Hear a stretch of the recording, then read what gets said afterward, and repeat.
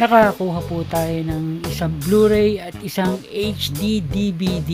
Yan po, at ito na naman po galing na naman po kay Ma'am Hana.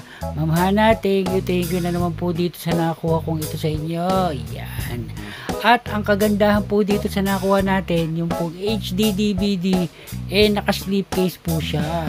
Kasi po sa HD DVD, bihirang-bihira po ang naka-slip case.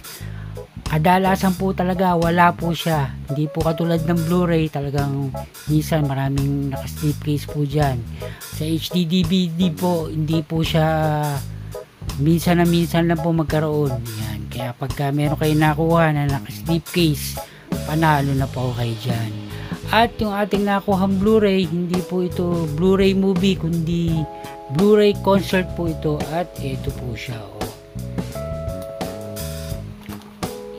Yan po, Hitman's Returns, David Foster and Friends. Yan, panalo po ito at napaganda po ito. Mga tugtog dito, ang gaganda po. Bali, part 2 na po ito kasi po yung part 1, medyo mas luma po yun, pero gusto ko rin po magkaroon nun. Si Ma'am Hana po, meron siya nun. Kung hindi pa po nabibili, baka tayo na rin po kumuha nun. Yan po yung harap, yung spine, at likod.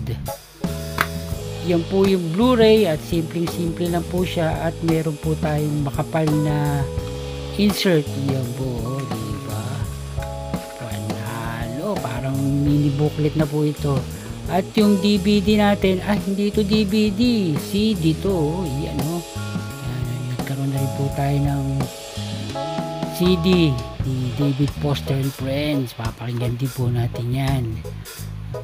Panalo na po tayo dyan.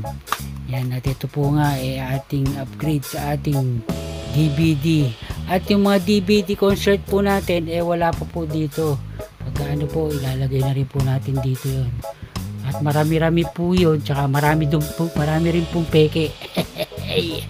Yan, at yung ating HD DVD, at ito po siya, dumadami-dami na po siya. At yung nakuha natin, ito po. Wait lang po. Yan American Gangster. Ito po upgrade na rin po sa ating DVD. Yan, natin po yung slipcase nya.